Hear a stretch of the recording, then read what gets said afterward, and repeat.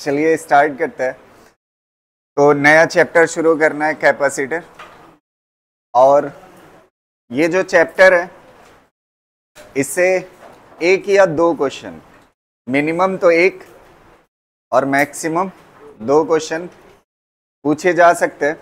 तो उस चैप्टर को शुरू करने से पहले 5 या 6 क्वेश्चन मैं आपको होमवर्क के लिए देता हूँ जो इलेक्ट्रोस्टैट का है, ठीक है। तो आप फोटो ले लीजिए उस क्वेश्चंस की, या तो पीडीएफ से मैं भेज दूंगा, उससे कर लीजिएगा, ठीक है। पीडीएफ भेज दूंगा मैं, चैप्टर शुरू करते हैं ना, ठीक है।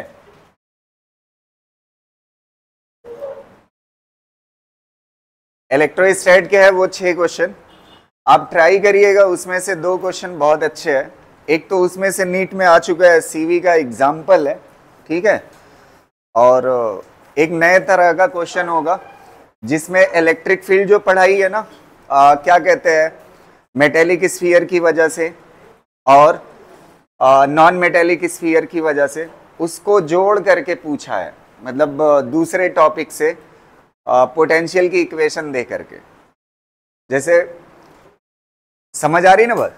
पोटेंशियल से अभी तक क्या पूछता था, 1 मिनट थोड़ा सा बताना। पोटेंशियल से क्या पूछता था, फील्ड पूछता था, तो आप सिंपली डिफरेंशिएट करके निकाल लेते थे ना। लेकिन पोटेंशियल से वो डेंसिटी पूछा है, तो वो जबरदस्त क्वेश्चन है, उसको आप ट्राई करिएगा। आपकी नोट्स में है, सारी चीजें अवेलेबल, उससे सॉल्व कर सकते हो, ठीक है। तो चलिए नया चैप्टर शुरू करते हैं। हेडिंग डालिएगा कैपेसिटर।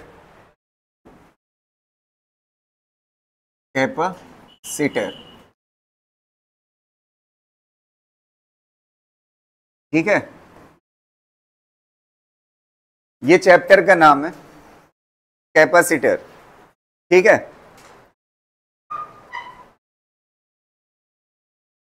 ठंडा तो है यार,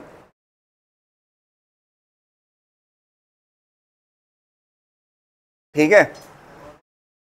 कैपेसिटर, अब इसका क्या, असल में क्या है, जब मौसम अचानक चेंज होता है मैक्सिमम चांस होता है आपके फीवर और जुकाम के, तो उसमें दिक्कत हो सकती है।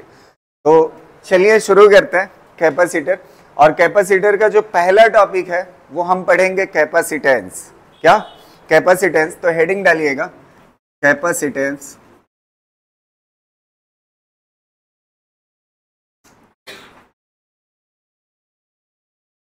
ठीक है। कैपेसिटेंस क्या होता है वो देखते हैं सबसे पहले, ठीक है। ये बहुत अहम चीज है कैपेसिटर के अंदर, कैपेसिटेंस। तो ध्यान से सुनिएगा। मान लेते हैं आपके पास मेटल हो, क्या हो, मेटल हो, और उसको आप चार्ज दें, क्या दे, चार्ज दें। तो इसके मेटल के ऊपर चार्ज रखने की जो है ना अपनी एक लिमिट है, एक लिमिट तक ही चार्ज रख सकता है, उससे ज्यादा चार्ज नहीं रख सकता। समझ आ रही ना बात? तो वो लिमिट क्या है, ध्यान से देखिएगा। आप चार्ज इस मेटल पे बढ़ाते जा रहे हैं, बढ़ाते जा रहे हैं, बढ़ाते जा रहे हैं, ठीक है। इस पे चार्ज लगातार क्या हो रहा है, बढ़ता जा रहा है। तो बढ़ता जाएगा, बढ़ता जाएगा। यहां पे इसके सराउंडिंग में क्या है, एयर है। सराउंडिंग में क्या है, एयर है। अब एयर के एटम्स जो है, ठीक है, पॉजिटिव नेगेटिव, एयर के एटम्स ऐसे होंगे, सेंटर में क्या होगा, पॉजिटिव चार्ज, और उसके चारों तरफ क्या होगा, इलेक्ट्रॉन होगा। लेकिन जैसे जैसे आप पॉजिटिव चार्ज इस पे बढ़ाते जाओगे, तो आपको ये पता है मेटल की सरफेस से फील्ड कैसी होती है, परपेंडिकुलर होती है ना। अब ये इलेक्ट्रिक फील्ड की डायरेक्शन है। अच्छा, मेटल के पास पॉजिटिव और नेगेटिव दोनों चार्ज है, तो ये फील्ड की डायरेक्शन में पॉजिटिव चार्ज पे फोर्स लगेगा और फील्ड के अपोजिट नेगेटिव चार्ज पे फोर्स लगेगा। तो जब इस पे नेगेटिव चार्ज पे फोर्स लगेगा फील्ड के अपोजिट, तो ये कैसा बन जाएगा, डाइपोल बना लेगा। इधर की तरफ क्या हो जाएगा, नेगेटिव चार्ज, और इधर की तरफ कैसा हो जाएगा, पॉजिटिव चार्ज। समझ आई बात? जब ये एयर का एटम इसके चारों तरफ है, आप इस पे चार्ज भरते जा रहे हैं, भरते जा रहे हैं, तो चार्ज भरने की वजह से फील्ड बढ़ेगी ना, फील्ड की स्ट्रेंथ क्या होगी, बढ़ेगी। तो फील्ड की स्ट्रेंथ जब बढ़ेगी तो फील्ड के अपोजिट किसको खींचा जाएगा, नेगेटिव चार्ज को, और रिपेल किसको किया जाएगा, पॉजिटिव चार्ज को। तो और चार्ज देते जाइए, देते जाइए, देते जाइए, एक लिमिट ऐसी आएगी कि ये इलेक्ट्रॉन टूट जाएगा, ये इलेक्ट्रॉन क्या हो जाएगा, टूट जाएगा, और ये फील्ड बहुत स्ट्रांग हो जाएगी। समझ आए? चार्ज देने से लगातार फील्ड क्या हो रही है, स्ट्रांग हो रही है। तो चार्ज देने से अगर फील्ड स्ट्रांग हो रही है तो इलेक्ट्रॉन खींचने की ताकत स्ट्रांग हो रही। अगर इलेक्ट्रॉन खींचने की ताकत स्ट्रांग हो रही है तो एक टाइम ऐसा आएगा इलेक्ट्रॉन क्या कर जाएगा, टूट जाएगा। और जब ये इलेक्ट्रॉन टूट जाएगा तो ये टूट करके इसको क्या कर देगा, न्यूट्रलाइज। फिर एक पॉजिटिव चार्ज आप दोगे, फिर पॉजिटिव चार्ज दोगे, फिर इसके पास स्ट्रेंथ उतनी आ गई, फिर इलेक्ट्रॉन को टूट के क्या कर जाएगा, न्यूट्रलाइज। इसको बोलते हैं लीकेज। क्या बोलते हैं, लीकेज। तो इसका क्या शुरू हो जाएगा, अब जितना चार्ज बढ़ाओगे वो एयर से इलेक्ट्रॉन तोड़ करके क्या हो जाएगा, न्यूट्रलाइज हो जाएगा। अब इससे ज्यादा चार्ज नहीं दे सकते ना। तो ये इसकी अपनी एक कैपेसिटी है, किसको रखने की, चार्ज की रखने की। इसी कैपेसिटी को क्या बोलते हैं, कैपेसिटेंस बोलते हैं। क्या बोलते हैं, कैपेसिटेंस बोलते हैं। क्लियर है ना। तो अगर आप देखोगे यहां से, देखिए कैसे ये कैपेसिटेंस आएगा। जैसे जैसे चार्ज आप इस पे कैपेसिटर पे बढ़ा रहे हो, तो आपको पता है स्फीयर के लिए आपके पास पोटेंशियल का फार्मूला क्या होता है, के क्यू बाई, अगर इसकी रेडियस कितनी है, आर है, तो कितना होता है, के क्यू बाई आर होता है पोटेंशियल ना। तो अगर चार्ज बढ़ाओगे तो पोटेंशियल क्या होगा, बढ़ेगा। तो charge is directly proportional to क्या, potential. Charge is directly proportional to क्या, पोटेंशियल। अगर आप प्रोपोर्शनलिटी हटाते हो तो इक्वल आएगा, और यहां पे क्या आएगा, एक कांस्टेंट आएगा, और ये क्या होगा, v होगा। समझ आ रही ना। तो ये जो k है ना, ये जो k है, इसी को बोलते हैं कैपेसिटेंस। इसी को क्या बोलते हैं, कैपेसिटेंस। और ये कैसा कांस्टेंट है, प्रोपोर्शनलिटी कांस्टेंट है। कैसा कांस्टेंट है, प्रोपोर्शनलिटी कांस्टेंट। अगर यहां से c इज इक्वल टू निकालोगे तो c इज इक्वल टू क्या हो जाएगा, q डिवाइड बाई v हो जाएगा। समझ आ रही ना बात।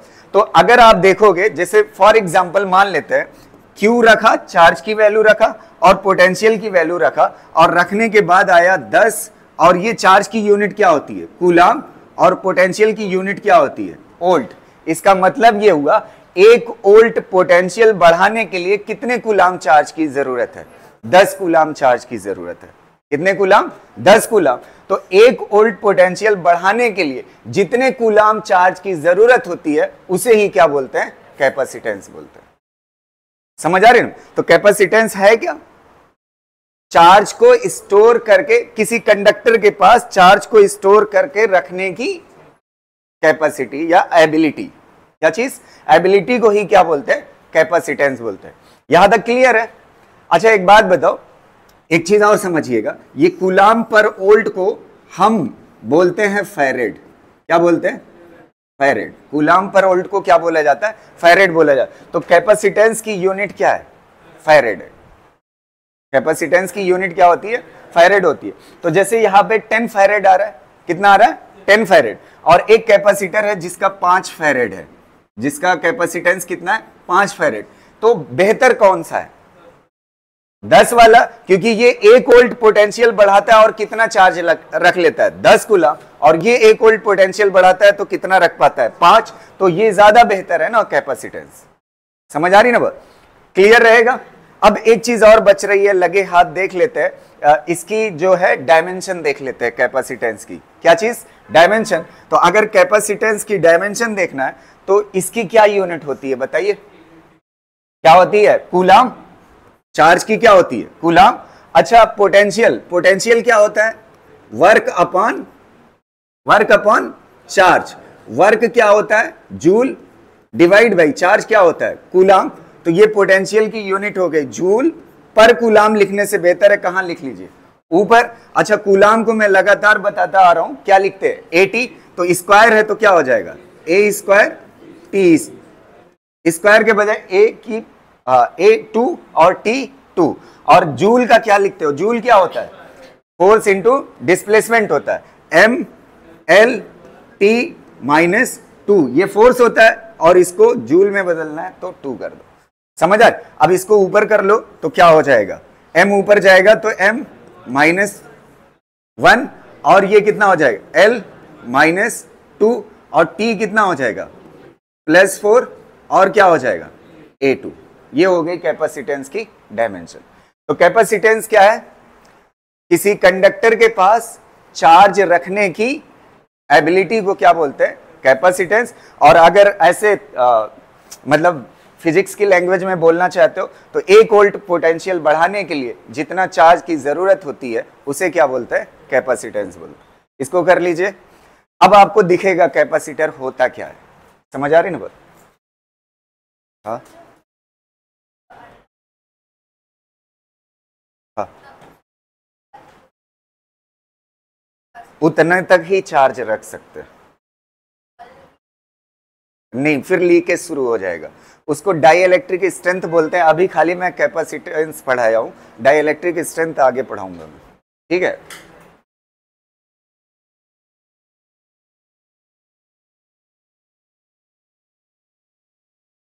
amount of charge required to increase potential by 1 volt is called as capacitance।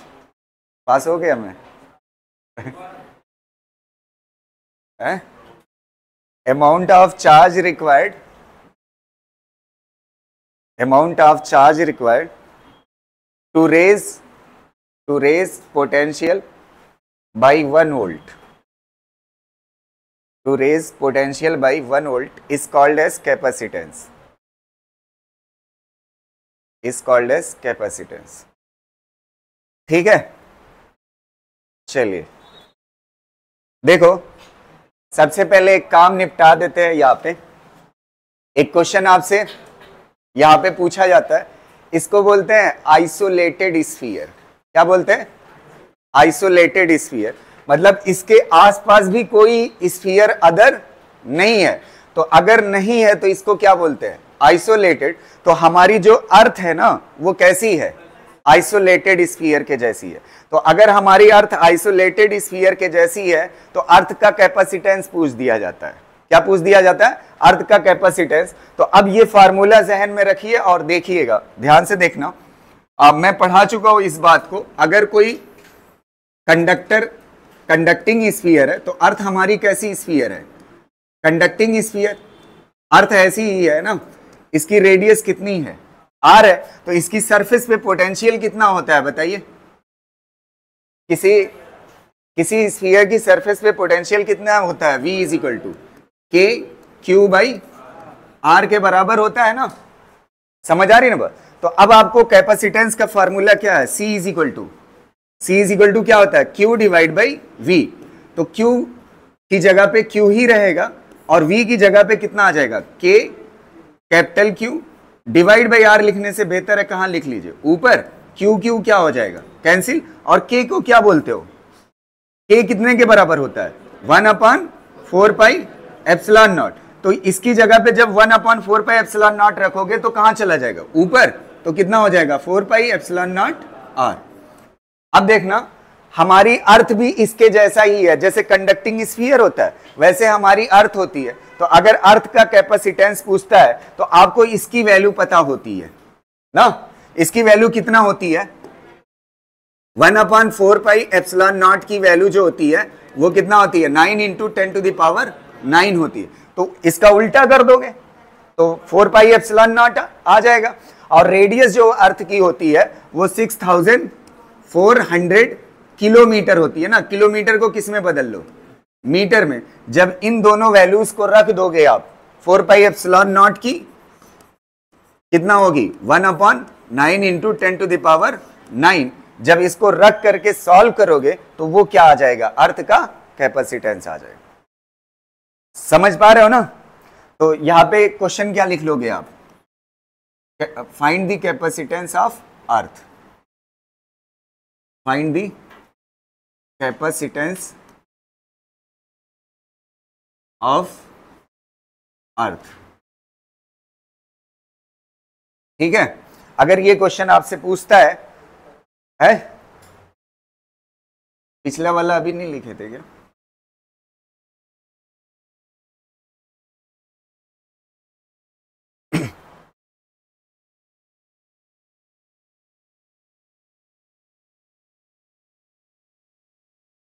हो गया?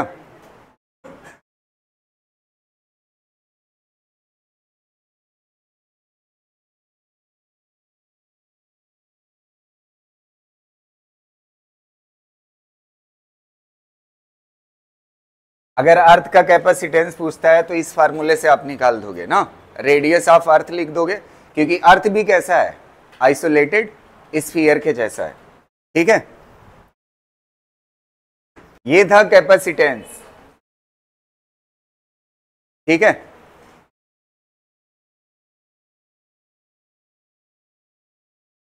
अब हम बढ़ते हैं कैपेसिटर।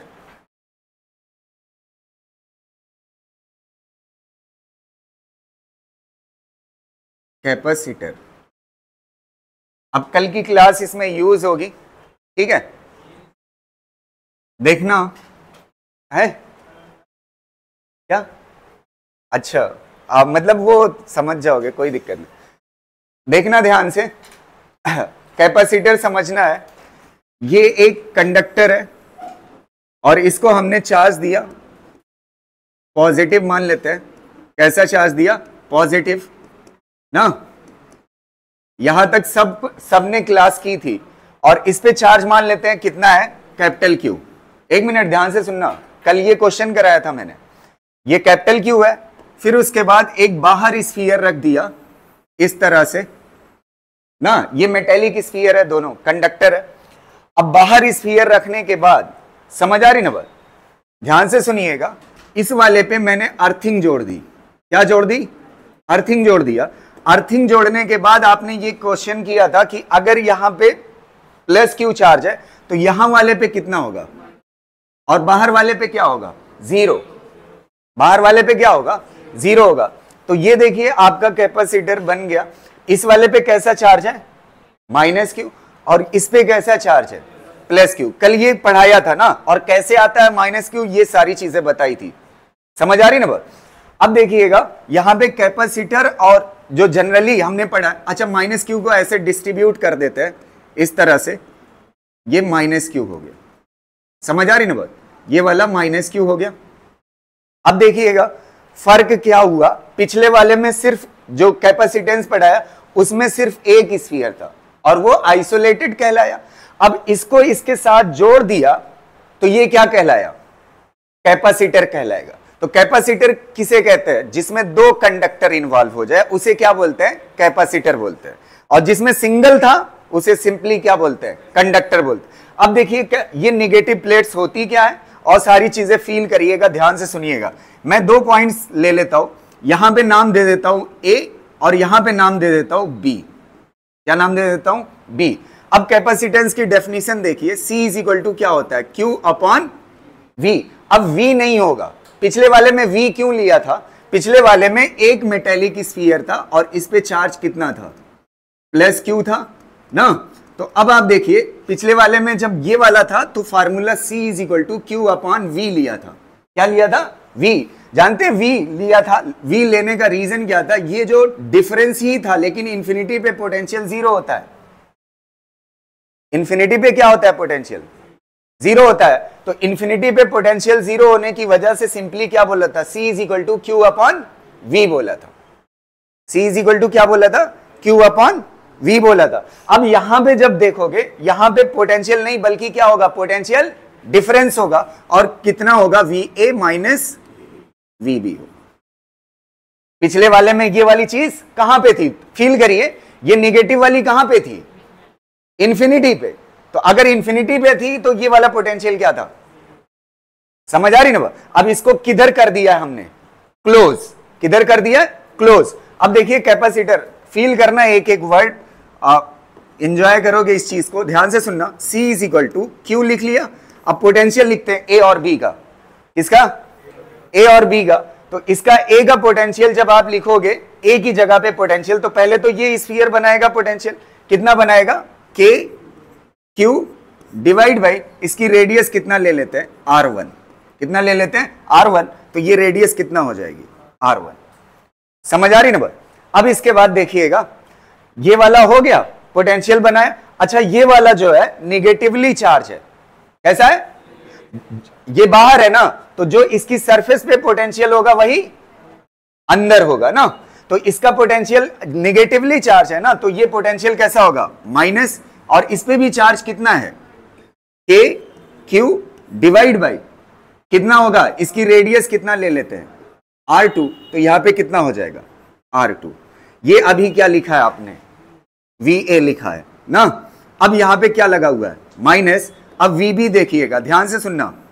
बी पे पोटेंशियल निकालो इसकी वजह से। इसके लिए ये पॉइंट क्या है, बाहर है, तो बाहर है तो इसकी वजह से पोटेंशियल कितना होगा, के क्यू डिवाइड बाई कितना हो जाएगा, डिस्टेंस कितना है R2, इतना हो जाएगा। समझ आ रही ना। अच्छा, इसकी खुद की वजह से इस पे पोटेंशियल होगा कि नहीं होगा, और वो कैसा होगा, नेगेटिव चार्ज है ना, तो कैसा होगा, माइनस, और कितना होगा, के क्यू डिवाइड बाई कितना होगा R2। अच्छा, ये वाला टर्म क्या हो जाएगा, जीरो हो जाएगा। क्या हो जाएगा, जीरो हो जाएगा। तो C इज इक्वल टू कितना हो जाएगा, Q डिवाइड बाई के Q divide by R1 minus के क्यू डिवाइड बाई R2। आपको कुछ डिफरेंस दिख रहा है इसके कैपेसिटेंस और इसके कैपेसिटेंस में। देखो Q तो Q है, वही है ना, लेकिन ये जो पोटेंशियल था ना, ये जो पोटेंशियल था इतना, ये सिर्फ ये VA था ना, नहीं समझ आ रही बात, ये सिर्फ VA वाला हिस्सा समझ पा। इस पे जो पोटेंशियल था वो कितने के बराबर था बताइए, अगर बाहर वाला स्फीयर ना होता कितने के बराबर होता, के कितने के बराबर होता, Q डिवाइड बाई इसकी रेडियस मान लेते हैं R1 थी, तो कितना हो जाता R1। तो अच्छा, इसमें इसकी जगह पे कितना है, C इज इक्वल टू कितना हो जाएगा, Q डिवाइड बाई के क्यू डिवाइड बाई कितना हो जाएगा R1। इसमें और इसमें फर्क क्या दिख रहा है, इस वाले स्फीयर की प्रेजेंस की वजह से इतना पोटेंशियल क्या हो गया, कम हो गया। तो पोटेंशियल कम होने की वजह से कैपेसिटेंस क्या हो जाएगा, बढ़ जाएगा। तो कैपेसिटेंस बढ़ जाएगा, तो कैपेसिटर का काम ही है चार्ज को स्टोर करके रखना। चार्ज को क्या करके रखना, स्टोर करके रखना। तो चार्ज को स्टोर करके रखना अगर कैपेसिटर का काम है, तो इसने इसको क्या कर दिया, पोटेंशियल को घटा दिया। ये माइनस वाली जो प्लेट है, इसने पोटेंशियल को क्या कर दिया, कम कर दिया। और पोटेंशियल को कम करेगा तो चार्ज क्या रखा जाएगा, ज्यादा। उसी कैपेसिटर पे चार्ज क्या हो जाएगा, ज्यादा रखा जाएगा। और चार्ज ज्यादा रखा जाएगा तो इसी डिवाइस को क्या बोलते हैं, कैपेसिटर बोलते हैं। क्या बोलते हैं, कैपेसिटर। कैपेसिटर किसे बोलते हैं, दो कंडक्टर्स का क्या होता है, कॉम्बिनेशन को क्या बोलते हैं, कैपेसिटर। और सिंगल कंडक्टर को क्या बोलते हैं, आइसोलेटेड स्फीयर। समझ आ रही ना बात। तो कैपेसिटर दिखा क्या होता है। अच्छा, ये नेगेटिव प्लेट ना होती तो इसका पोटेंशियल ये वाला माइनस आता, पोटेंशियल कम ना होता तो इसका कैपेसिटेंस बढ़ता नहीं। अच्छा, अब बात आती है कैपेसिटर बनाते क्यों है, ये चार्ज को स्टोर करके रखता है। अगर चार्ज को स्टोर करके रखता है, इसका मतलब एनर्जी को स्टोर करके रखता है। अगर कोई आदमी किसी चीज को स्टोर करके रखता है तो क्यों रखता है, कभी अचानक जरूरत पड़ेगी तो हम क्या कर सकेंगे, यूज कर सकेंगे। समझ आ रही ना बात। तो ये कैपेसिटर का काम होता है। और कैपेसिटर, ये नेगेटिव प्लेट इसीलिए कैपेसिटर की होती है। अच्छा, एक बात बताओ, अगर सिंगल कंडक्टर है तो उसे स्फीयर या जो भी शेप है वो बोलेंगे, और अगर डबल कंडक्टर है तो उसे क्या बोलेंगे, कैपेसिटर। और अगर डबल से ज्यादा है तो उसे कॉम्बिनेशन ऑफ कैपेसिटर बोलते हैं। यही तो हमें पढ़ना है। समझ आ रही ना बात। इसको कर लीजिए, फिर आगे बात करते हैं।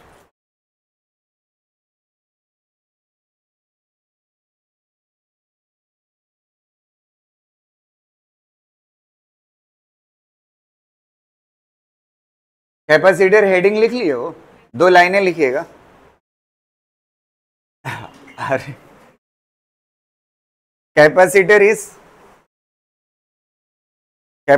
Is the combination of two conductors. Capacitor is the combination of two conductors. Capacitor is the combination of two conductors. ठीक है। और एक बात लिखिएगा, इसका काम लिख लीजिए।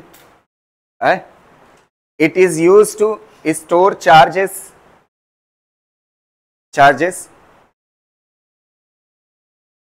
कामा इलेक्ट्रिक पोटेंशियल एनर्जी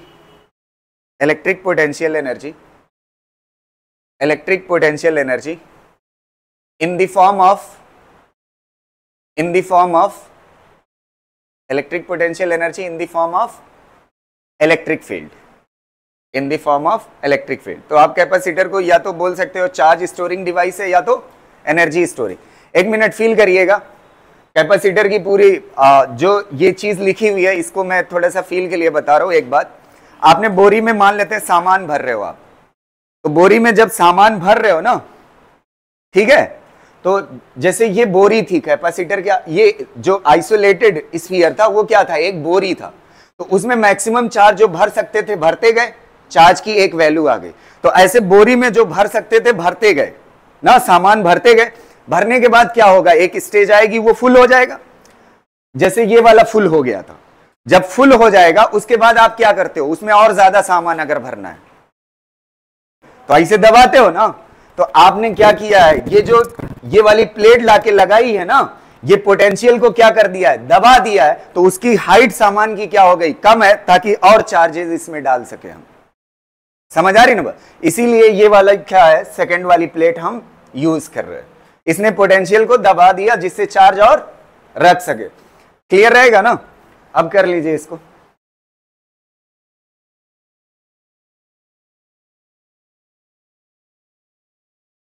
हो गया कि नहीं, ये वाला तो अलग पार्ट है, इससे कंपैरिजन किया है इसका, ठीक है। हाँ मतलब लिखे रहोगे तभी तो कंपैरिजन आप भी कर पाओगे। अब यहां पे देखो Q से Q कट जाएगा कि नहीं, ये Q कॉमन लोगे तो Q से Q कट जाएगा, इसको सॉल्व करते हैं आगे। ये याद रखिएगा C इज इक्वल टू कितना हो जाएगा, C इज इक्वल टू ऊपर 1 और नीचे K divide by R1 minus K divide by, यही था ना, K divide by R1 minus K divide by R2। इसको LCM ले लीजिए तो ये क्या हो जाएगा, R1 R2, ये कितना हो जाएगा, K R2 minus K R1, तो इक्वल टू क्या हो जाएगा, यहां से K कॉमन कर लीजिए तो क्या हो जाएगा, R2 माइनस R1, और ये जो नीचे है ये ऊपर चला जाएगा तो क्या हो जाएगा, R1 R2 ना। और K की जगह पे आप क्या लिख सकते हो, K कितने के, 1/4 पाई एप्सिलॉन, तो 1/4 पाई एप्सिलॉन नॉट रखोगे तो ऊपर चला जाएगा, तो ये कितना हो जाएगा, C is equal to 4 pi epsilon naught R1 R2 divide by R2 minus R1। ये कैपेसिटेंस हो गया, ये स्फेरिकल कैपेसिटर का, किसका, स्फेरिकल कैपेसिटर का। और ज्यादातर आपको मैं बताऊं 99% जो आपके सिलेबस में है ना, वो पैरेलल कैपेसिटर है। कैसा है, पैरेलल। तो स्फेरिकल जो हमने बनाया था वो कैसा है, उसी पैरेलल में से एक है। समझ आ रही ना बात, ये स्फेरिकल कैपेसिटर का क्या है, कैपेसिटेंस है। ये फार्मूला आपको बहुत अच्छे से याद रखना है, अभी हम इसका यूज करेंगे, मतलब कुछ चीजें बताने में, ठीक है।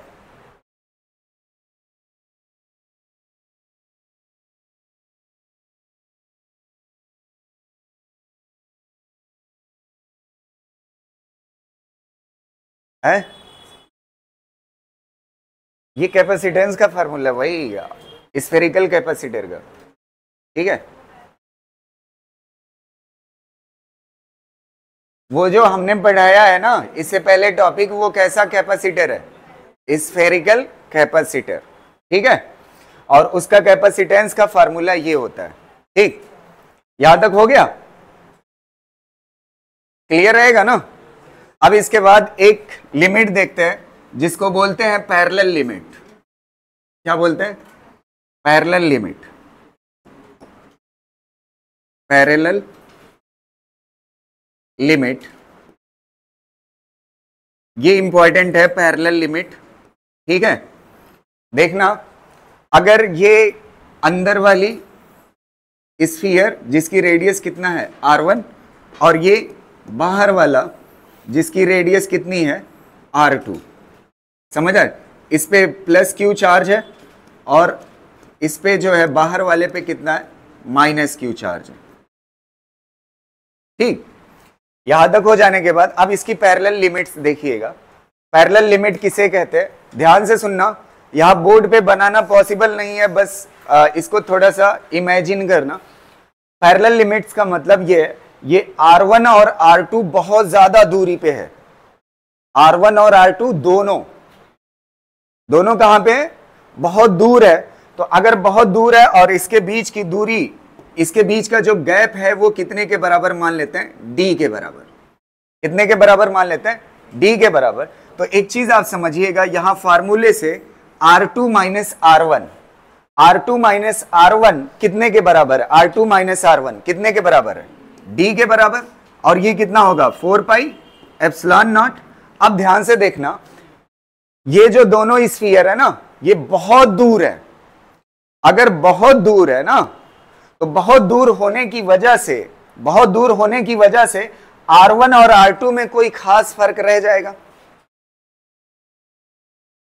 इमेजिन करिए, यहां से एक आपके घर पे स्फीयर है और उसके जस्ट थोड़ी दूर पे एक दूसरा वाला है, तो यहां से R1 और R2 में कोई खास फर्क रहेगा? लगभग बराबर होंगे। तो R1 और R2 दोनों बराबर होंगे, तो R1 और R2 के बजाय क्या लिख सकते हो? R लिख सकते हो। तो ये क्या हो जाएगा? R square. नहीं समझ आई बात? क्लियर रहेगा ना? क्या सुन तो लो यार एक बार मेरी बात, ध्यान से सुनना मेरी बात को। इतना छोटी सी बात इमेजिन नहीं कर पा रहे आप। यहां पे सेंटर है और आपका घर जो है रेडियस है। क्या है? उसको रेडियस मान करके आपके घर से एक सर्किल घुमाया, फिर आपके घर से थोड़ा सा, मतलब बहुत 100 मीटर 10 मीटर मान लेते हैं दूरी जो घर की है किलोमीटर। क्या? तो यहां से, अबे रुको यार, 1 मिनट के कॉन्सेप्ट में 5-5 मिनट लगा दे रहे। एक तो तुम्हारा दिमाग कमजोर, दूसरे हरकतें। यहां से कितनी दूरी पे है घर? मतलब जो R1 दूरी पे है, तो उससे थोड़ा सा 5 मीटर बढ़ा लीजिए, तो दूरी घर की किलोमीटर में, और आपने 5 मीटर बढ़ा करके एक और सर्किल खींचा, उसकी रेडियस कितना है? R2, और घर की रेडियस कितना है? R1। तो R2 और R1 में कोई खास फर्क होगा? लगभग कैसा होगा? नेग्लिजिबल हो। लेकिन R2 और R1 के बीच का जो गैप है वो कितने के बराबर है? D के बराबर। वो गैप नहीं हटाएंगे। रीजन जानते हैं क्या है? रीजन ये है कि ये जो गैप भले ही छोटा है, R2 माइनस R1 का गैप भले ही छोटा है, लेकिन वो डिवाइड में है। अगर डिवाइड में है तो वो इक्वेशन पे ज्यादा इफेक्ट डाल सकता है। अगर मान लेते हैं 0.1 हो, ये कितना हो? ऊपर मल्टीप्लाई कितने से होगा? 10 से, मतलब 10 गुना। तो इसलिए इसको हटा नहीं सकते। लेकिन R1 के कंपैरिजन में R2 लगभग कैसी है? सेम है। समझ आई बात? अब देखना यहां से 4 पाई और R स्क्वायर क्या कहलाता है? क्या कहलाता है? एरिया। किसका? स्फीयर का। तो यहां पे क्या हो जाएगा? एरिया, और यहां पे क्या हो जाएगा? एप्सिलॉन नॉट, और यहां पे क्या हो जाएगा? डिस्टेंस। यहां पे क्या हो जाएगी?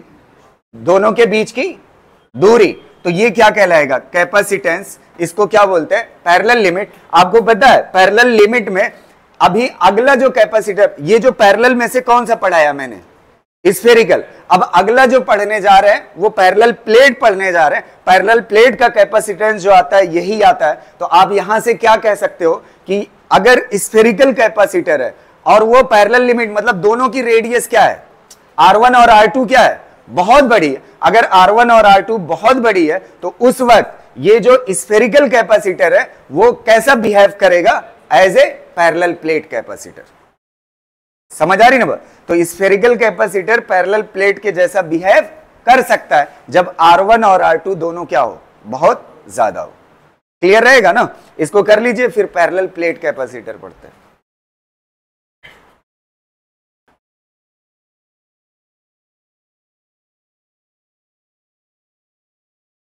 ये 2 ही लाइन थी ना, लिख चुके हैं ना? अब हेडिंग डालिएगा पैरेलल प्लेट कैपेसिटर। समझ आएगी नहीं पैरेलल लिमिट? तो इसमें थ्योरेटिकली एक बात अभी इसके बाद लिखिएगा, थोड़ा सा एक लाइन की जगह छोड़े रखिएगा। कितने लाइन की? एक लाइन की जगह। पहले पैरेलल प्लेट पढ़ा दूं, फिर उसके बाद वो पॉइंट लिखाऊंगा। ठीक है? हेडिंग डालिएगा parallel plate capacitor, parallel plate capacitor, parallel plate capacitor. बढ़िया से समझिए पैरेलल प्लेट कैपेसिटर क्या होता है।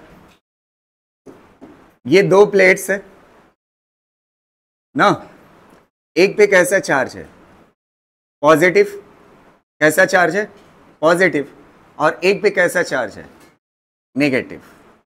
एक पे कैसा चार्ज है, नेगेटिव है। समझ आ रही ना बात। इस पे प्लस क्यू है और इस पे कैसा है, माइनस क्यू है। अब आप देखिए इसके बीच की दूरी जो है, हमारी कोशिश ये होती है कि बहुत ज्यादा ना हो। कैपेसिटर प्लेट्स के बीच की दूरी जो है ना, वो हम बहुत ज्यादा नहीं लेना चाहते। रीजन क्या है, अगर बहुत ज्यादा दूरी ले लोगे तो हमने जो कॉन्सेप्ट पढ़ा है वो सिर्फ इतना पढ़ा है, इनफाइनाइट प्लेट से किसी डिस्टेंस r पे अगर फील्ड निकालनी हो। ये इनफाइनाइट प्लेट कब हो सकती है, जब पॉइंट की दूरी क्या हो, बहुत कम हो, तभी हो सकता है ना। तो फिर इनफाइनाइट नहीं कंसीडर कर पाएंगे, डिफिकल्टी लेवल बढ़ जाएगा। इसलिए हम क्या मान के चलते हैं, इसके बीच की दूरी क्या है, बहुत कम है। और भी फायदे हैं, मैं आगे बताऊंगा। तो कैपेसिटर के बीच की दूरी क्या लेते हैं, कम लेते हैं, ताकि हम कैसे एज्यूम कर सके, इनफाइनाइट प्लेट एज्यूम कर सके। अब देखो किसी एक प्लेट की वजह से, यहां पे बीच में कैपेसिटर के एक पॉइंट लीजिए, कैपेसिटर के बीच में एक पॉइंट, यहां ये वाला पॉइंट यहां पे बना देता हूं। ध्यान से सुनना मेरी बात को। अच्छा ये बताओ, एक जो पॉजिटिव चार्ज प्लेट है, एक साइड चार्ज है ना, एक साइड चार्ज अगर है तो वो इस पॉइंट पे मान लेते हैं टेस्टेड चार्ज है, तो उस टेस्टेड चार्ज को ये पॉजिटिव चार्ज क्या करेगा, रिपेल, किधर की तरफ, इधर की तरफ। और फील्ड कितना लगेगी बताइए, पढ़े हो ना, कितना होती है, एक चार्ज शीट की वजह से कितना होती है, सिग्मा अपॉन 2 एप्सिलॉन। इतना किसकी वजह से हो गया, पॉजिटिव की वजह से। अच्छा निगेटिव वाला क्या करेगा, नेगेटिव वाला भी अट्रैक्ट करेगा ना, तो इधर ही फील्ड होगी, तो कितना हो जाएगा, सिग्मा अपॉन 2 एप्सिलॉन। तो टोटल कितना हो जाएगी, 2 सिग्मा अपॉन 2 एप्सिलॉन नॉट, 2 क्या हो जाएगा, कैंसिल। ये हो गई आपकी क्या, फील्ड। क्या हो गई, फील्ड। अब याद करिए मैंने आपको पढ़ाया था change in potential difference. Change in potential difference जो होता है वो E इंटू dr होता है, यही होता है ना, E इंटू dr होता है। ध्यान से सुनना। अच्छा ये बताओ पॉजिटिव प्लेट का पोटेंशियल क्या होगा, प्लस में, और निगेटिव का कैसा होगा, माइनस में। तो ये डिफरेंस जो है V positive minus V negative, आपको पता है पॉजिटिव पोटेंशियल ज्यादा होता है और नेगेटिव क्या होता है, कम। तो ये इधर कैसा आंसर आएगा, प्लस, तो इधर भी कैसा आना चाहिए, प्लस। तो फील्ड कितना है E और dr कितना है D। आ गया ना, ये क्या चीज आ गया, पोटेंशियल डिफरेंस कैपेसिटर की प्लेट के बीच में।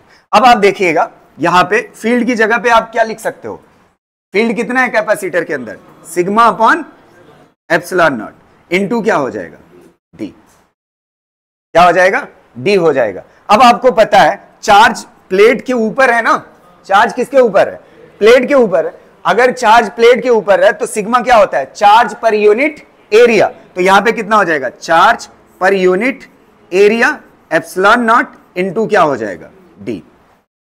पोटेंशियल डिफरेंस पता चल गया। अब कैपेसिटेंस क्या होता है बताइए, charge per unit potential difference. तो चार्ज की जगह पे चार्ज रहेगा और पोटेंशियल डिफरेंस कितने के बराबर आ चुका है, Q और कितना, divide by A epsilon not और कितने के बराबर, इनटू D।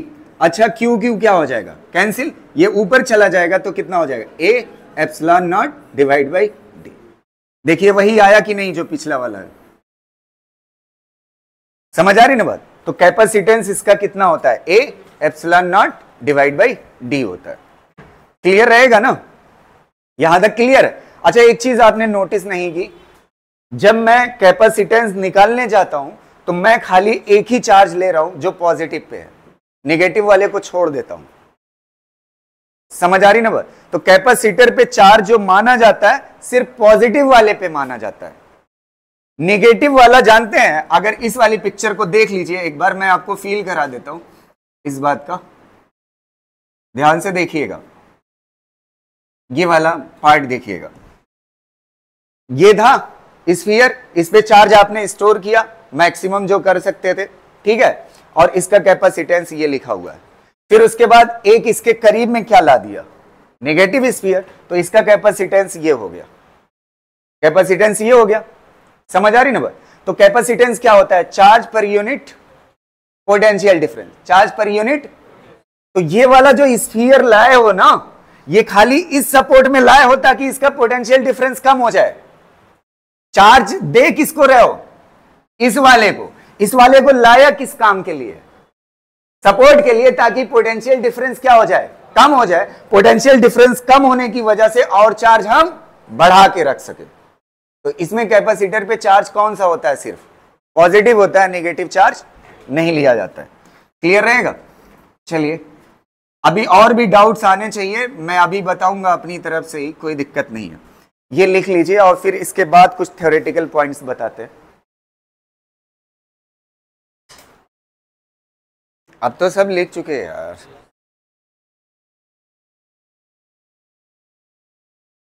एक बात लिखिएगा, जो पिछले वाले में एक लाइन छुड़ाई थी, वहां पे क्या लिखेंगे, स्फेरिकल कैपेसिटर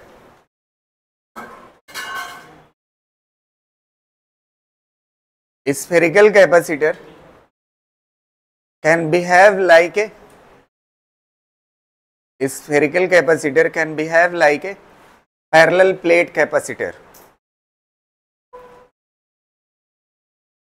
ब्रैकेट में लिखिएगा, if R1 and R2 both are very large,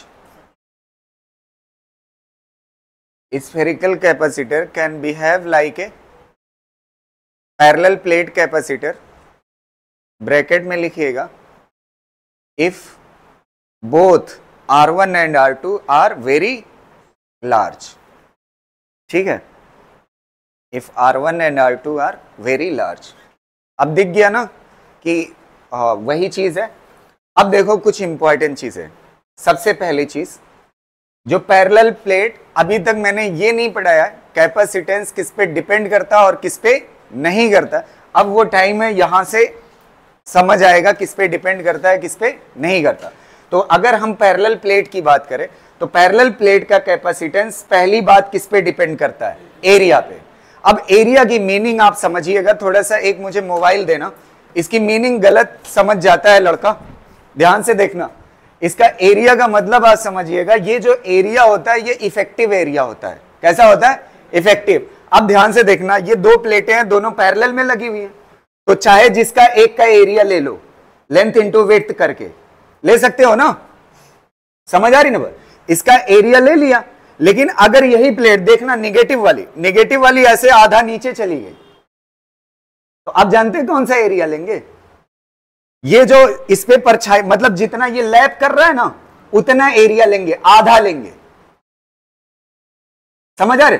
अच्छा, अगर ये निगेटिव वाली ऐसे कर दे, तब आपको पता है यही सपोर्ट कर रहा था पोटेंशियल कम करने में। तो जब ये नीचे आ जाएगा इसकी रेंज से, तो ये पोटेंशियल में सपोर्ट कर पाएगा? पोटेंशियल में सपोर्ट नहीं कर पाएगा तो क्या दिक्कत आ जाएगी, कैपेसिटेंस चेंज नहीं होगा, तो फिर वो कैपेसिटर नहीं रह जाएगा, कैपेसिटेंस क्या हो जाएगा, जीरो हो जाएगा। समझ आई बात?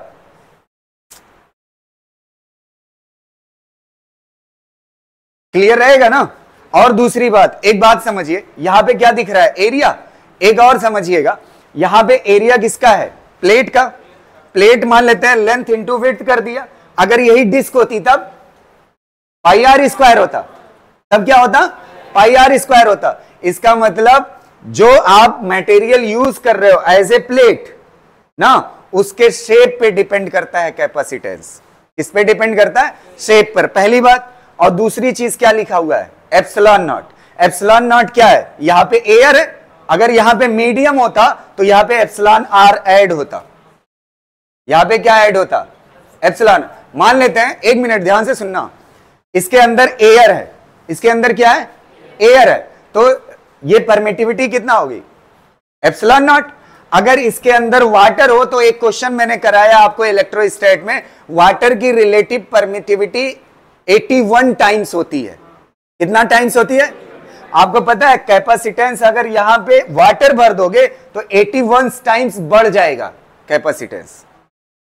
तो किससे, अगर इसके कैपेसिटर के अंदर जो मटेरियल होता है, कैपेसिटर के अंदर जो क्या होता है, मटेरियल होता है, उस पे भी क्या डिपेंड करता है, कैपेसिटेंस डिपेंड करता है। तो दो बातें हो गई। और एरिया याद रखना कौन सा लेना है, इफेक्टिव एरिया। इफेक्टिव एरिया किसे कहते हैं, जो लैप कर जाए, जो क्या कर जाए, लैप कर जाए। और तीसरी चीज इसकी प्लेसिंग पे डिपेंड करता है, जियोमेट्रिकल प्लेसिंग इसको बोलते हैं। क्या बोलते हैं, जियोमेट्रिकल प्लेसिंग। करीब होगा तो क्या होगा, अगर करीब होगा डी कम होगा तो कैपेसिटेंस ज्यादा होगा, अगर दूर होगा तो कम होगा। समझ आ रही ना बात? तो लिखिएगा कैपेसिटेंस के बारे में। इस वाले केस में capacitance capacitance depends on effective area. Effective area से याद रखिएगा, इफेक्टिव मतलब लैप्ड एरिया, इफेक्टिव मतलब लैप्ड एरिया। इफेक्टिव एरिया कमा मीडियम, मीडियम चेंज होगा कैपेसिटर के अंदर तो कैपेसिटेंस क्या हो जाएगा, चेंज हो जाएगा। मीडियम और जियोमेट्रिकल प्लेसिंग, उनकी प्लेसिंग कैसी है। और जियोमेट्रिकल प्लेसिंग में ये भी बात आ जाती है, नहीं समझ पा रहे हो, ऐसे प्लेस करो या तो चेंज होगा ना कैपेसिटर, तो ये भी प्लेसिंग में आता है, ये भी प्लेसिंग में आएगा, दूरी बढ़ाना, और ये भी प्लेसिंग में आएगा। समझ आ रही ना बात, एरिया को चेंज करना। क्लियर रहेगा ना कैपेसिटेंस। अब देखिएगा हमने कैपेसिटेंस पढ़ा कहां से था, ध्यान से देखिए, पहली definition, Q is directly proportional to, यहां से आया था ना प्रोपोर्शनैलिटी कांस्टेंट। जब इसको हटाया था प्रोपोर्शनैलिटी को तो इक्वल आया था और C आया था और ये V हुआ था, ये कैपेसिटेंस था। तो यहां से ये मत समझिएगा चार्ज और पोटेंशियल पे डिपेंड करता है, चार्ज और पोटेंशियल पे नहीं डिपेंड करता। रीजन सुनिएगा, charge is directly proportional to potential is directly proportional to charge. समझ, अगर चार्ज 2 गुना होगा तो पोटेंशियल क्या हो जाएगा। अच्छा, C इज इक्वल टू क्या लिख सकते हो बताइए, Q बाई V। अगर चार्ज 2 गुना होगा तो पोटेंशियल भी कितना होगा, तो 2 गुना कट के फिर वही नहीं आ जाएगा। समझ आ रही ना बात, क्लियर रहेगा। तो ये बात समझ आई आपको कि ये जो कैपेसिटेंस होता है वो चार्ज और पोटेंशियल पे क्या होता है, इंडिपेंडेंट होता है। लिख लीजिए, capacitance is independent of, capacitance is independent of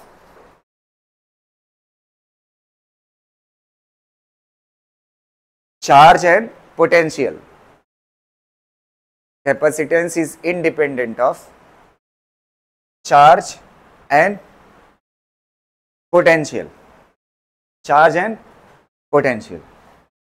ठीक है, क्लियर रहेगा ना। कैपेसिटेंस क्या है, independent of charge and potential.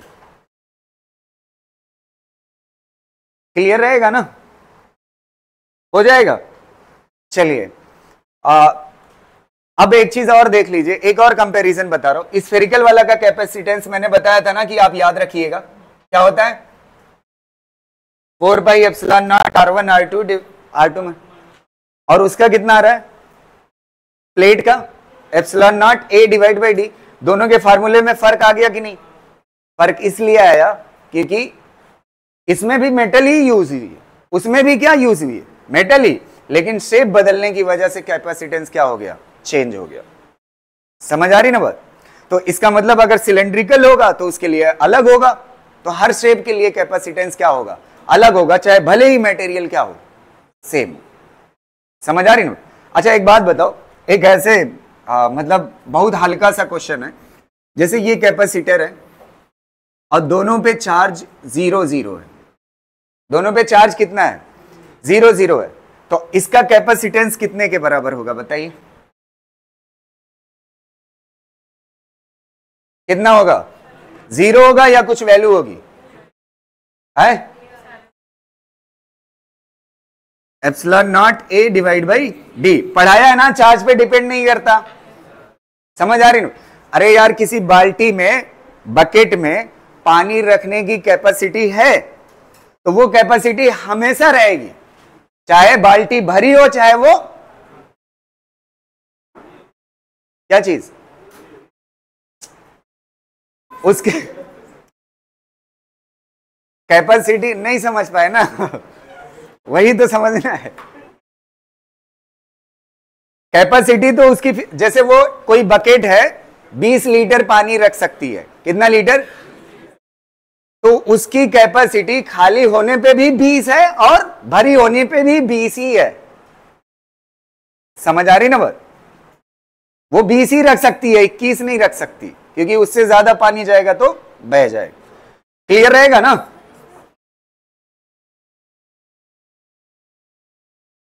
हाँ, पैरेलल प्लेट वाला नहीं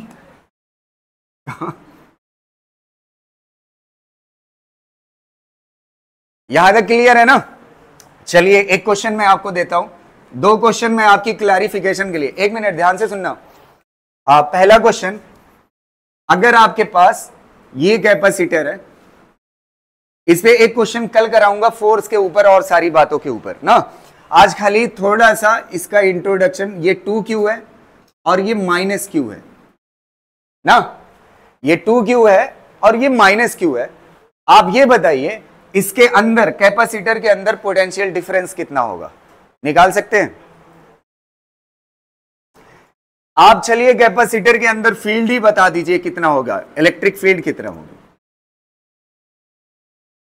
अब कुछ लोग सोचेंगे कैपेसिटर का मतलब होता है equal equal charge. Equal equal charge नहीं होता कैपेसिटर का मतलब, इसीलिए मैंने आपको चार्ज डिस्ट्रीब्यूशन पढ़ाया था। क्या पढ़ाया था? Charge distribution. सुनना ध्यान से इस वाले कॉन्सेप्ट को, चार्ज डिस्ट्रीब्यूशन पढ़ाया था तो मैंने आपको बोला था कि आप एक काम करिएगा, दोनों चार्जेस को जोड़ लीजिएगा। जोड़ेंगे तो कितना आएगा? Q, और डिवाइड बाई क्या कर देना? 2 कर देना। अब ये जो चार्ज मिला है इसको कहां वाली सरफेस पे दे देना? Q/2, Q/2 बाहर वाले पे दे दिया। अच्छा, इस पे चार्ज कितना होना चाहिए? 2Q, और है कितना अभी? Q/2 मतलब कितना? आधा ना, देसी लैंग्वेज में समझते हैं, आधा होगा। तो इधर 2 होने के लिए कितना बचेगा? 1.5, और 1.5 को क्या लिख सकते हो? 3/2Q ना। अगर ये प्लस 3/2Q है तो इसमें क्या हो जाएगा? -3Q/2। अब इन दोनों को जोड़ लीजिए, -Q ही आएगा। ये -1.5 है और ये +½ है, तो कितना आ जाएगा? इतना आ जाएगा। तो चार्ज का डिस्ट्रीब्यूशन हो गया, चार्ज का डिस्ट्रीब्यूशन हो गया। अब आप देखिएगा इसके अंदर जो है ना, फील्ड निकालना टास्क है। क्या निकालना? फील्ड। अच्छा एक बात बताओ, एक पॉजिटिव प्लेट की वजह से फील्ड किधर बनेगी? उधर। और कितना बनती है? σ/2 एप्सिलॉन नॉट, इतना बनती है ना, σ/2 एप्सिलॉन। अच्छा, सिग्मा क्या होता है? Charge per unit area. और चार्ज कितना है बताइए? अच्छा, कुछ लोग सोचेंगे ये दोनों क्या कर रहे हैं? अबे ये दोनों प्लस है ना, ये अगर इधर फील्ड बनाएगा तो ये इधर बनाएगा, कैंसिल हो जाएगी। नहीं समझ आई? ये Q/2 इधर फील्ड बनाएगा और ये Q/2 इधर बनाएगा इस पॉइंट पे, तो नेट क्या हो जाएगी? तो इन दोनों का तो काम है ही नहीं। अब इस पे फील्ड कौन बना रहा है? ये। और समझ आए? अगर इन दोनों के एक मिनट रुको, अब इस पे फील्ड कौन बना रहे हैं? ये दोनों ना। तो ये दोनों बना रहे हैं, तो ये चार्ज कितना होगा? चार्ज की जगह पे कितना होगा? चार्ज डेंसिटी क्या होती है? Charge per unit area. Charge कितना होगा? 3/2Q डिवाइड बाई क्या होगा? एरिया। ये चार्ज पर यूनिट एरिया हो गया। और क्या बच रहा है? 2 एप्सिलॉन नॉट।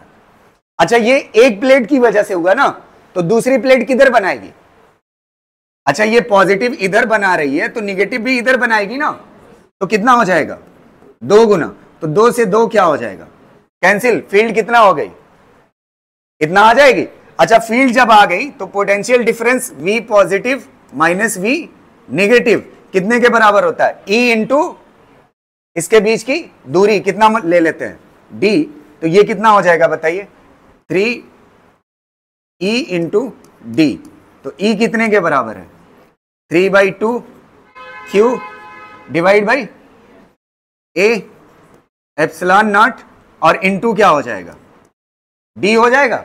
ध्यान से देखना, ये कितने के बराबर होगा? 3/2 Q। इस D को नीचे ले आइए, इस D को नीचे लाओगे तो कितने के बराबर होगा? अरे epsilon naught area into D, epsilon naught area divide by D कितने के बराबर होगा?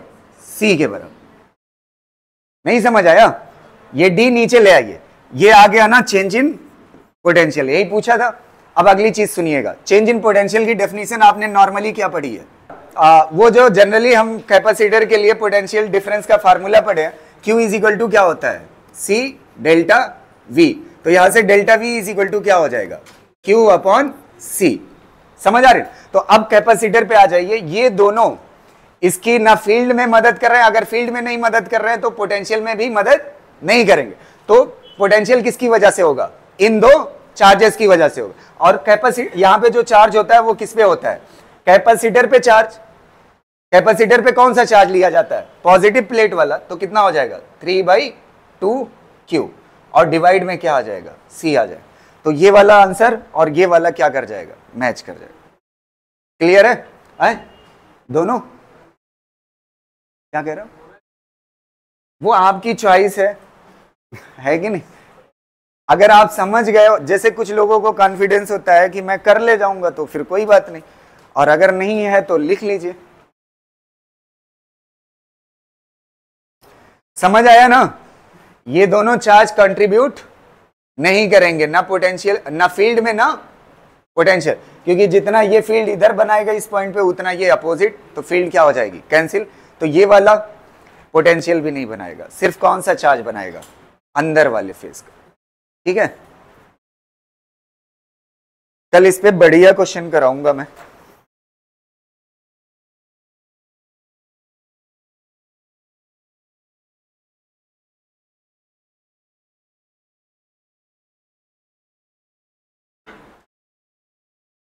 चलो यहां तक हो गया। एक क्वेश्चन और अच्छा सा करते हैं इसके ऊपर। लिख चुके ना? चलो अगला क्वेश्चन कर लेते हैं। वो जो बात बताइए कि इफेक्टिव एरिया होता है ना, उसके ऊपर एक क्वेश्चन करिएगा।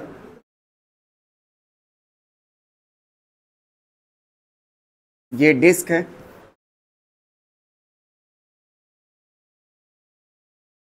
ठीक, और यहां पे एक प्लेट है।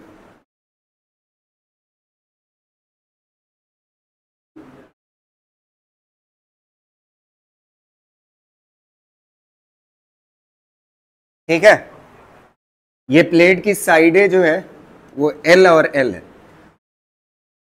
इतना हो गया। और इसके बीच की जो डिस्टेंस है वो D के बराबर। कितने के बराबर है?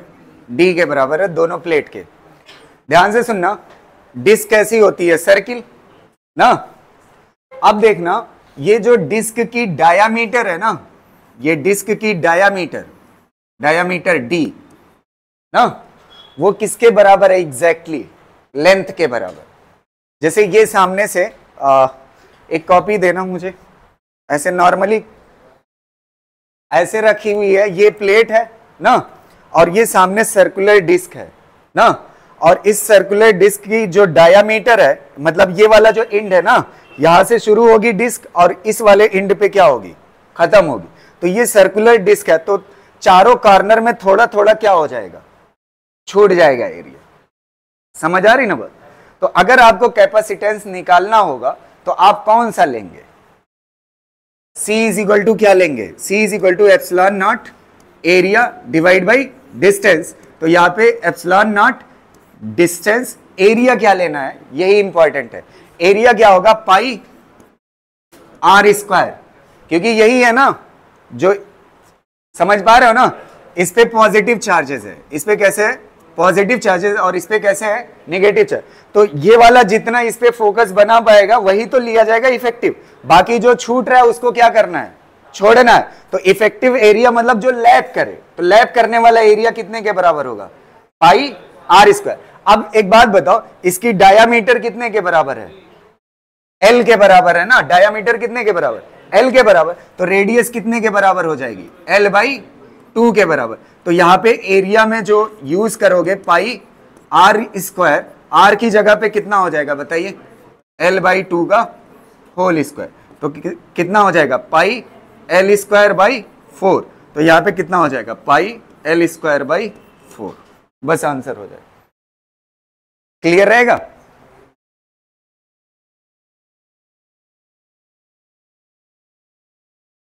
हो गया।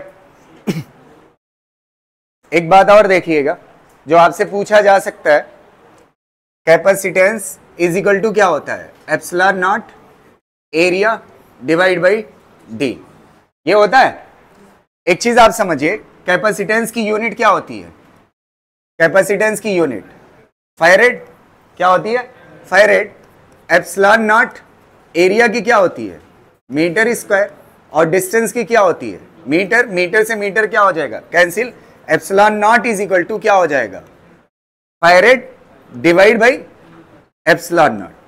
Farad divide by epsilon naught. तो सॉरी, यहां से मीटर मीटर कैंसिल हो जाएगा, मीटर इधर आ जाएगा, तो क्या हो जाएगा? Epsilon naught is equal to farad divide by क्या हो जाएगा? मीटर। तो एक बात ये जहन में रखना है, एप्सिलॉन नॉट की एक यूनिट हमने इलेक्ट्रोस्टैट में पढ़ी थी, वो यूनिट अलग थी और ये यूनिट अलग है। तो आपसे पूछ सकता है कि एप्सिलॉन नॉट की यूनिट क्या होती है, उसमें ऑप्शन हो फैरेड पर मीटर, तो समझ जाना। ठीक है, ये पूरा लिख लीजिएगा, फैरेड पर मीटर। ठीक है,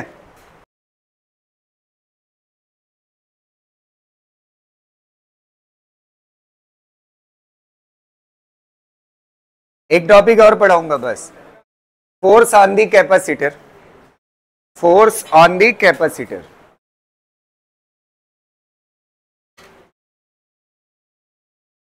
अभी नहीं हूं।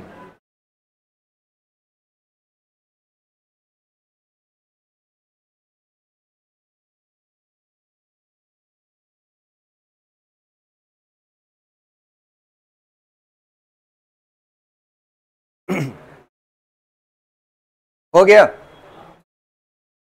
Force on the capacitor. Force on the capacitor.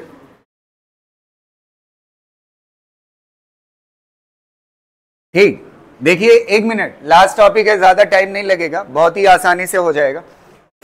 देखो, फोर्स जब समझ जाओगे ना, अभी तक हमने क्या देखा, अभी तक हमने जितना क्लास में आज पढ़ा है उससे ये पता चला है कि कैपेसिटर चार्ज को स्टोर करने की डिवाइस है।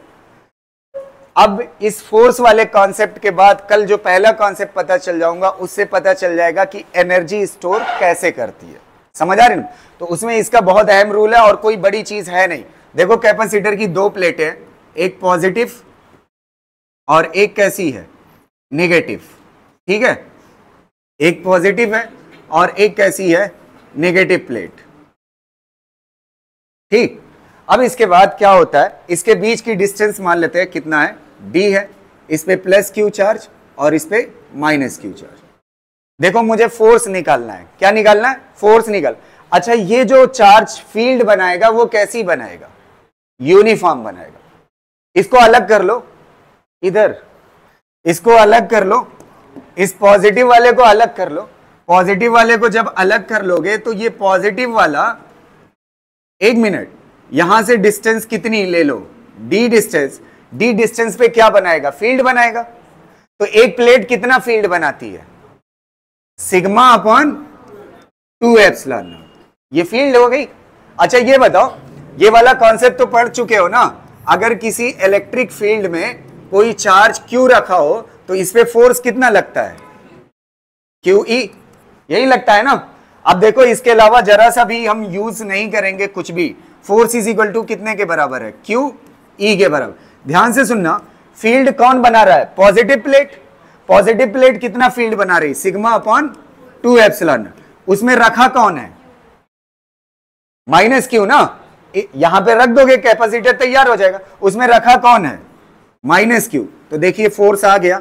अब इसको चार्ज डेंसिटी को कैसे लिखते हो, चार्ज पर यूनिट एरिया। तो चार्ज क्या हो जाएगा, charge square divide by 2a epsilon not. नहीं समझ आया, अरे इसकी जगह पे क्या रखोगे, चार्ज पर यूनिट एरिया। तो चार्ज इंटू चार्ज क्या हो जाएगा, charge square divide by area नीचे आ जाएगा, और 2 एप्सिलॉन नॉट ऑलरेडी है। और ये माइनस जो बता रहा है ये फोर्स ऑफ अट्रैक्शन बता रहा है। क्या बता रहा है, जाहिर सी बात है ये पॉजिटिव प्लेट इसको नेगेटिव को क्या करेगा। अच्छा एक बात बताओ, थोड़ा सा मैं फील दे के जा रहा हूं, ध्यान से सुनिएगा। ये पॉजिटिव प्लेट नेगेटिव को क्या करना चाहती है, खींचना चाहती है ना। अगर मैं इसको छोड़ दूं तो ये क्या कर लेगा, खींच लेगा। और जितना चार्ज भरता जाऊंगा इस पॉजिटिव पे, उतना ज्यादा इसके खींचने की ताकत क्या होगी, बढ़ती है। अच्छा अगर खींचने की ताकत बढ़ती जाएगी तो दोनों ये क्या हो जाएंगे, क्लोज। अगर क्लोज हो जाएंगे तो इसका मतलब कैपेसिटर बनता कैसे, अगर ये दोनों क्लोज हो जाएंगे ना, नेचर में छोड़ दिया जाएगा, तो इसको ऐसे फैलाने के लिए क्या लगेगी, मेरी ताकत। तो ये जो हमारी एनर्जी स्टोर होगी किसी डिस्टेंस डी पे रखने के लिए, वही एनर्जी ऑफ कैपेसिटर कहलाती है। समझ आ रही ना बात, वही क्या कहलाती है, एनर्जी ऑफ कैपेसिटर। कल वही पढ़ना है, समझ पा रहे हो ना, ये बात क्लियर है। ये फोर्स लिख लीजिए, कल देखेंगे एनर्जी ऑन कैपेसिटर। ठीक है, थैंक यू।